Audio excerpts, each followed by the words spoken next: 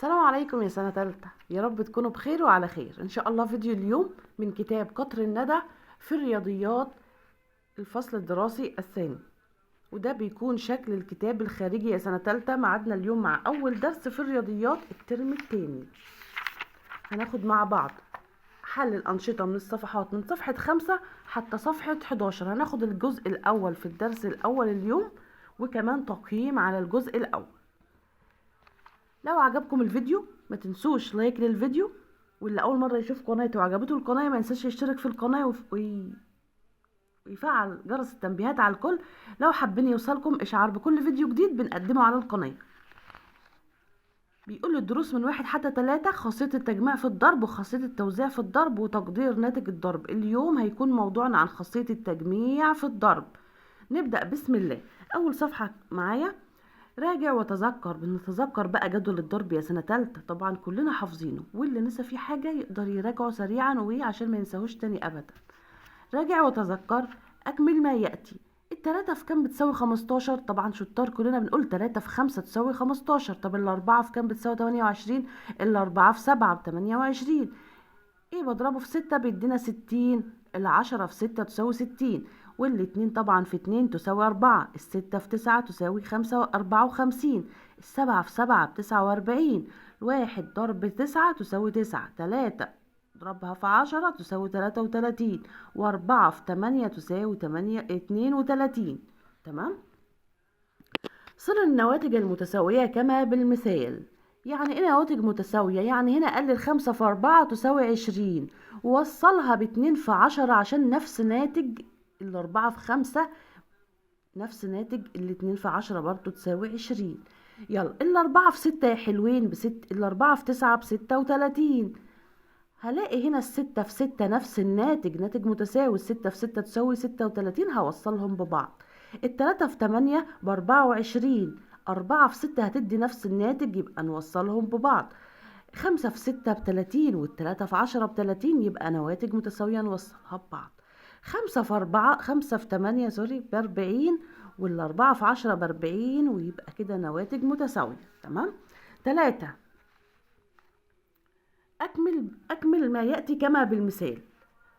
هنا يا ولاد فاكرين خاصية الإبدال في الضرب؟ أول مثال محلول. هنشوف المثال اللي بعد كده. 4 في 5 4 في ايه تساوي 5 في ايه تساوي 20. هيبقى 4 في 5 تساوي 5 في 4 تساوي 20، ودي خاصية الإبدال. اللي بعد كده 9 في كام تساوي 7 في كام تساوي 63. هيبقى 9 في 7 تساوي 7 في 9 تساوي 63، ودي خاصية الإبدال. 2 في 8 هتساوي 8 في 2 تساوي 16، وده خاصية الإبدال. الصفحة اللي بعد كده صفحة 6، بيقول الجزء الأول في درسنا النهاردة بقى خاصية التجميع في الضرب. تتبع خطوات التطبيق الآتية لاكتشاف خاصية التجميع في الضرب. أوجد 3 أعداد عوامل ضرب عن طريق رمي حجر نرد 3 مرات. رمينا هنا حجر النرد 3 مرات، فجلنا الأعداد 3 و4 و2. هستخدمهم في عملية الضرب. هضرب ده ازاي يا ولاد؟ حاجة اسمها التجميع في الضرب. عارفين طريقة الأقواس يا ولاد؟ بحط كل رقمين في قوس وببدأ أضرب بقى. يعني 3 في 4 في 2. التلاتة في 4 في كام؟ أحط التلاتة في 4 في أقواس كده، يبقى 3 في 4 ب12 في 2. تبقى سهلة بقى المسألة، ما عادش هيبقى 3 عوامل، هيبقوا 2 بس. تمام. يلا نشوف النشاط اللي هنحله. هنا رميلي 3 أحجار نرد. أول حجر 5، وتاني حجر 2، والتالت رقم 3. هيبقى معايا المسألة 5 في 2 في 3. هحط ما بين قوسين ايه يا حلوين؟ 5 في 2 في 3. يلا نشتغل ضرب عادي خالص. 5 في 2 ب10 في 3، واضرب بقى سهل عليا ان انا اضرب 10 في 3. هحط الصفر 1 في 3 ب3، اقول 10 في 3 كده ب30. لان هقول ايه بقى يا حلوين؟ لان لو جمعت ال10 مع نفسها 3 مرات هتديني 30. 10 زائد 10 زائد 10 تساوي 30. يلا المسألة اللي بعد كده. احنا عملنا كده مسألة وكمان مسألة من نفس ايه؟ من نفس العوامل. هيبقى هنا ال5 كنت الاول بحط الخمسة في 2 في قوس، لا دلوقتي هحط الخمسة خارج الاقواس وهضرب والاتنين في 3 في قوس. يبقى الخمسة هتنزل كما هي 5، والاتنين في 3 طبعا بكام يا حلوين؟ ب6، والخمسة في 6 تساوي 30. لان ايه بقى؟ الستة اتكررت 5 مرات او الخمسة اتكررت 6 مرات، الاتنين صح. او الخمسة زائد 5 هكررها 6 مرات جمع متكرر، زائد 5 زائد 5 زائد 5 زائد 5 6 مرات تساوي 30. ممكن اقول 6 زائد 6 زائد 6 زائد 6 زائد 6 تساوي 30. حجر النرد اللي بعد كده رقم 2، هنا طبعا رقم 1 وهنا 6 وهنا 4. بعد النقاط دي يا ولاد وبكتب الناتج هنا او الرقم. هقول ايه بقى حلو يا حلوين في الاقواس؟ 1 في 6 في 4، يبقى ما بين قوسين الواحد في 6 في 4 خارج الأقواس. الواحد في 6 بكام؟ ب6 في 4 هتنزل زي ما هي، والستة في 4 تساوي 24. لأن الستة لو كررت 4 مرات جمع متكرر كده مع بعضها تساوي 24، لأن 6 زائد 6 زائد 6 زائد 6 تساوي 24. وهنا هنحط في الأقواس الواحد خارج، وهيبقى 6 في 4. الواحد خارج القوس واللي في الأقواس هيكون 6 في 4، يبقى 1 في 4 والستة في 4 بتساوي 24. 1 في 24 بيساوي 24. لو جمعت الواحد 24 مرة مع نفسه هيدينا ال 24. صار النواتج المتساوية كما بالمثال. النواتج المتساوية الستة في 3 في 5 ما بين قوسين كده 3 في 5، يعني دي هتساوي ايه؟ هتساوي 5 في 6 في 3، هتساوي 5 في 6 في 3. هنا كانت 3 في 5 ما بين أقواس ما بين قوسين، وهنا لكن هنا غير بقى ال5 في 6 وال3 خارج الأقواس. هتساوي ال6 في 15. لو ضربت هنا ال6 ضرب 3 في 5 ب15، يبقى 6 هتكون في 15، 6 في 15. تمام. اللي بعد كده ال5 في ما بين قوسين 6 في 7 هتساوي ال7 في 5 ما بين قوسين في 6، نفس الناتج. وهتساوي ايه يا حلوين؟ الخمسة في 42، لان لو هنا يبقى الخمسة كما هي والستة في 7 بتساوي 42.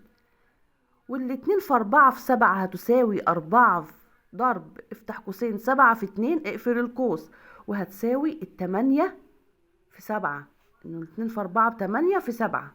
تمام، يا رب يكون واضح. والصفحة اللي بعد كده يا حلوين صفحة 8. استخدم الأعداد الآتية في عمليات الضرب كالمثال. اللي لسه ما ضغطش لايك للفيديو يا ريت ما ينساش يضغط لايك للفيديو. نشوف بقى عندي هنا الأول مثال محلول، عشان وقت الفيديو هنحل المثال بقى مع بعض. 3 عندي العوامل اللي معايا ايه يا حلوين؟ 3 و2 و4، يعني عايزه اضرب 3 في 2 في 4. هو حاطط لي في الاقواس اهو، يبقى ال3 في 2 تساوي 6 في 4 زي ما هي، وال6 في 4 تساوي 24. نحلها بطريقه تانية بس هيطلع طبعا نفس الناتج.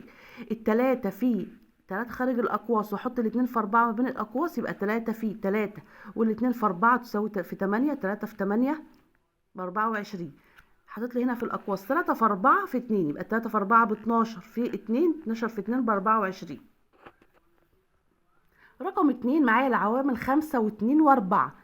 قال لي 5 ضرب 2 في 4، الخمسة زي ما هي والاتنين في 4 بين الاقواس هنضربهم في بعض. 2 في 4 ب8، الخمسة في 8 ب40، الخمسة في 2 في 4، الخمسة في 2 ب10 في 4، ال10 في 4 ب40. 5 في 4 في 2، 5 في 4 في أقواس هضربهم مع بعض. 5 في 4 ب20 في 2، 20 في 2 تساوي 40.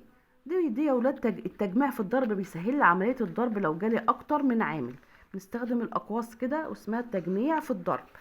ده علامة صح أو علامة ايه ده؟ ده علامة أكبر من أو أصغر من أو يساوي. 4 ضرب 7 في 5 و4 ضرب 7 في 5. هنلاحظ العوامل نفسها يا ولاد. هنلاحظ هنا ال4 وال7 وال5، وهنا ال4 وال7 وال5 بس هو اللي في الأقواس بس هو اللي متغير. هيبقى النواتج متساوية، تكون المسألة دي تساوي. رقم 2 3 ضرب 10 في 5، وهنا 3 في 10 في 5. النواتج هتكون متساوية لإلا العوامل ما اتغيرتش، مكانها بس اللي اتغير عادي. واحنا عندنا من خصائص الضرب الإبدال. 2 في 20 ضرب 2 ولا 21 في 2 ضرب 2. 21 أكبر، هيبقى هنا 21 في 4، وهنا 2 في 20 ب40. في 2. هنلاحظ ان 21 في 4 او في 2 في 2 هو اللي هيكون اكبر، يبقى هنا 21 في 2 في 2 اكبر. بعد كده 6 في 40 وهنا 6 في 5 في 8 تساوي يا حلوين. اقول لكم جبناها تساوي ازاي. هنا 6 في 40، 6 في 40 هحط الصفر، والاربعة في 6 ب 24 هيبقى الناتج 420. تعالوا نشوف الناتج ده ايه يا حلوين. 6 في 5 في 8، الخمسة في 8 بكام يا ولاد؟ ب 40. هيبقى هي 6 في 40 نفس الناتج. هنا 6 في 40 وهتبقى دي 6 في 40، هيبقى الناتج يساوي. رقم 5 27 في 7 هتبقى أكبر من 2 في 9 في 7. هحل على طول بقى عشان وقت الفيديو. 7 في 5 في 2 هتكون أصغر من 55 في 3، يعني ضرب الخمسة، ناتج ضرب 55 في 3 هيكون أكبر من 11 في 5 في 2. 4 في 22 هتساوي ناتج 4 في 2 في 11. تمام. 20 في 5 في 4 هتكون أكبر من 4 في 70. 6 في 30 هتساوي ناتج 3 في 6 في 10. 2 في 10 في 3 هتكون أصغر من في 7 في 30. من 7 في 30 هيكون ال7 في 30 هي الأكبر. تمام كده يا حلوين. صفحة 9. حوط المسائل التي لها نفس الناتج المسألة المعطاة كما بالمثال. أول مثال محلول، يعني هنا بيقول لي 2 في 8 في 10. ايه اللي هيديني نفس ناتج الضرب؟ هيكون ال6 في 10 16 في 10، لان ال2 في 8 ب 16 في 10 يا ولاد هيبقى نفس الناتج. وهنا ال8 هيبدلوا بس الاقواس، هيبقى ال8 خارج الاقواس وال2 في 10 هيبقى ال2 هنا ان هنحوط عليهم نفس الناتج. رقم 2 5 في 9 في 4 هتساوي نفس ناتج 45 في 4 و5 في 4 ما بين قوسين في 9 و5 في 36. تمام كده.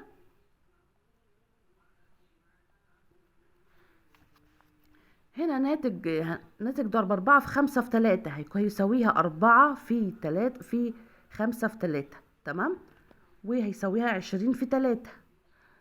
4 6 في 10 في 2 هيساوي ناتجها ايه بقى؟ 6 في 10 في 2 مع تبديل الاماكن، وهيساويها 6 في 20، لانه 2 في 10 ب20 وهتبقى 6 في 20 تساويها. اكمل العدد او العامل المجهول في عملية الضرب. المسألة دي يا ولاد فيها عامل مجهول، يعني هنا 5 ده مكان العامل المجهول في 7. ايه العامل المجهول بقى اللي مش موجود؟ ال5 في كام اللي ادتنا 30 يا حلوين؟ ال5 في 6. تمام. ال4 في كام؟ في 10 عشان تساوي 4 في 30. يعني ايه اللي ضربته في ال10 هنا ادانا 30؟ هيكون 3، يبقى 4 في 3 في 10. ال3 في 6 في 5 تساوي 18 في 5، لانه 3 في 6 تساوي 18 ضرب ال5. تمام يا حلوين. رقم 7. ضع الأقواس في المكان المناسب مستخدما خاصية التجميع في الضرب.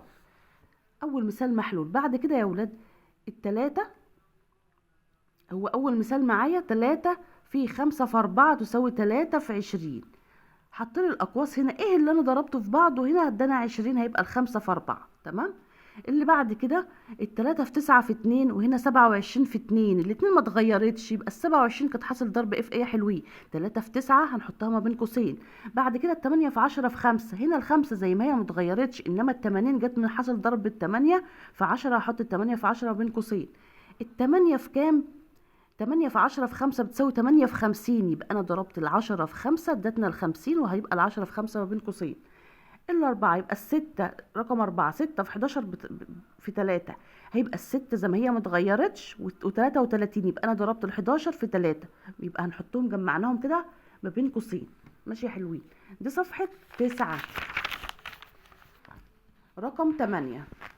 الفيديو بالطول هنقول بسرعة. حل المسائل الكلامية الآتية كما بالمثال. مثال ده مثال محلول. المثال اللي بعد كده 3 صناديق يوجد بكل صندوق علبتين من الجبن، تحتوي كل علبة على 6 قطع. معايا واحدة واحدة كده. فما إجمالي عدد القطع الجبن التي توجد في الصناديق؟ 3 صناديق. هركز على رقم 3. يوجد بكل صندوق علبتين. علبتين دي يعني 2، تحتوي كل علبة على 6. يبقى معايا 3 و2 و6. عدد الصناديق 1 2 3. عدد العلب قلنا 2. عدد قطع الجبن 6. يبقى اجمالي عدد القطع 3 في 2 في 6. هجمع بقى يا حلوين. 3 في 2 هحطهم في قوسين في 6. يبقى 3 في 2 ب6، في 6 تساوي 36 قطعة. أحضر سعيد 4 حاويات مملوءة بالحزم، تحتوي كل حاوية على 3 حزم، معايا 4 و3، وبكل حزمة 10 عصا ومعايا 10، فما إجمالي عدد العصا؟ يبقى معايا 4 و3 و10. تعالى نكمل هنا. عدد الحاويات معايا 4، عدد الحزم في كل حاوية 3، عدد العصا في كل حزمة 10. يبقى المسألة معايا 4 في 3 في 10.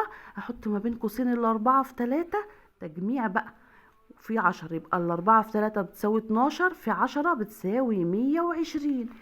مسألة رقم 3. اشترى علي 5 صناديق مملوءة بعلب أقلام الألوان، يحتوي كل صندوق على 3 علب، وفي كل علبة 10 أقلام، فما إجمالي عدد أقلام الألوان التي اشتراها علي؟ إجمالي العدد، هيقول لي هنا عدد الصناديق كام يا حلوين؟ 5. عدد العلب في كل صندوق كام؟ 3. عدد الأقلام في كل علبة 10. هنجمع بقى ال5 في 3 ما بين قوسين في 10، واضرب 5 في 3 ب15 في 10، 15 في 10 هحط صفر ل10، والواحد في 15 ب15 يبقوا 150 قلم. رقم 9. صل على حسب كل مسألة ثم اوجد الناتج. نشاط رقم 9 صفحة رقم 11. صل على حسب كل مسألة ثم اوجد الناتج. اشترى تاجر شاحنتان بهما كراسي جديدة لتحمل كل شاحنة 5 صناديق من الكراسي، ويحتوي كل صندوق على 10 كراسي، فما عدد الكراسي الذي اشتراها التاجر؟ هيبقى 2. معايا ايه بقى المسألة؟ هتبقى ايه يا حلوين؟ 2 في 5 في 10، وهعمل تجميع. هحط ال2 في 5 بين أقواس في 10، 2 في 5 ب10 في 10 ب100 كرسي. بسرعة اللي بعدها.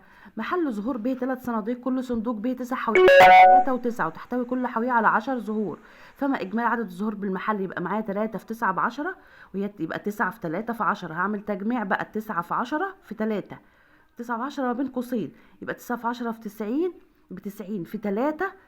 هنحط الصفر والتسعة في 3 ب27، يبقى 270 زهرة. 3. في حفل رأس السنة اشترى أحمد 5 أكياس بكل كيس 10 علب هدايا، تحتوي كل علبة على 4 ميداليات، فما عدد الميداليات التي اشتراها أحمد؟ معايا 5 في 10 في 4 يا حلوين، هيبقى 5 في 10 في 4. 5 في 10 على طول كده تجميع كده ما بين قوسين ال5 في 10. 5 في 10 بكام؟ ب50 في 4. 50 في 4 هحط صفر، ال50 الصفر اللي معايا كده، والخمسة في 4 ب20، هيبقى 200 ميدالية. رقم 10. حول الإجابة الصحيحة. 3 شاحنات تحتوي على كل شاحنة على صندوق يحتوي على 10 كراسي، يحتوي كل كرسي على 4 أرجل، فما إجمالي عدد الأرجل لجميع الكراسي؟ هيبقى 3 في 40. تمام، لأنه 3 وال4 في 10 تساوي 40. يلا. منضدتان وضع عليهما باقات ورد، كل منضدة عليها 5 باقات، يبقى 2 في 5، وتحتوي كل باقة على 6 وردات، يبقى 2 في 5 في 6، يبقى هي هنا 5 في 6 في 2. تمام يا حلوين. 5 حاويات تحتوي على حزم من العصا، كل حاوية تحتوي على 4 حزم، تحتوي كل حزمة على 10 عصا، فما إجمالي عدد العصا الموجودة في الحاويات؟ تبقى 5 في 10 في 4. وده كان درس اليوم، أول جزء في درس أول درس يا سنة تالتة، وأسفة لو بتكلم بسرعة عشان وقت الفيديو. تمام. أول جزء. الجزء التاني هيبقى خاصية التوزيع في الضرب، هناخده في فيديو خاص بيه، ودرس جميل جدا. تاجي نقيم بقى، نخلص التقييم ده. قيم تلميذك على الجزء 1. الفيديو كده 18 دقيقة، هنخلي التقييم في فيديو منفصل لوحده، لا هنحله بسرعة. أكمل ما يأتي. 2 في 5 في 4. هنعمل بقى تجميع في الضرب. 2 في 5 وعامل الأقواس، هيبقى ال5 في 4، يبقى ال2 تنزل زي ما هي. 5 في 4 ب20، وال2 في 20 ب40. 2 في 5 في 4 بنفس الطريقة برضو، بس بطريقة مختلفة بقى بالتجميع. يبقى هنا 2 في 5 والأربعة بره القوس، يبقى ال2 في 5 ب10 في 4 تساوي 40. بيقول لي هنا 9 في 10 في 2 بكام يا حلوين؟ هقول الإجابة على طول ب180. تمام. التلاتة في 4، 3 في 2 في 3 في كام؟ بتساوي 24. 2 في 3 في 4. التلاتة في نقط في 2 بتساوي 18، هتبقى 3 في 3 في 2، عشان 3 في 3 ب9 في 2 ب18. الستة في 8 في كام؟ بيساوي 48، هيبقى الستة في 8 في 1. التلاتة في كام؟ في 3 في 1 في كام؟ في نقط تساوي 0، هيبقى التلاتة في 1 في 0. هنا الاتنين في 4 في 7 تساوي 56. هنا 2 في 4 في 5 بتساوي 40. المسألة اللي بعد كده احنا حلنا كده على طول. 2 في 4 في 3 تساوي 2 في كام؟ في 3، يبقى تساوي 2 في 4. الاتنين في 4 ب8 في 3 بتساوي 24. هنا الاتنين في 3 ب6، هقول الاتنين في 3 ما بين قوسين في 6، 2 في 3 ب6 في 6 تساوي 36. رقم 2 ده علامة صح أمام المسائل التي لها نفس الناتج. 4 في 5 ب3 هنحط علامة صح أمام. 20 في 3 لها نفس الناتج، وهنا ال4 في 5 في 3 هنحط علامة صح. ال6 في 10 في 2 هيبقى هنا ال6 في 20 هنحط علامة صح، لأنه هنا ال6 في 10 في 2 ب20 هيبقى 6 في 20، وهنا 6 في 10 ما بين قوسين في 2. و9 في 3 في 4 هيبقى هنا 9 في 3 ب27 في 4 هنحط علامة صح، وهنا 9 في 4 في 3 في 4. تمام يا حلوين. صلة النواتج المتساوية 4، ما عادش قادرة أتكلم. 4 في 5 في 2 ما بين قوسين. 4 هتبقى بتساوي ال4 في 5 ب20، لا هتساوي 4 في 10 عشان ال5 في 2 ب10.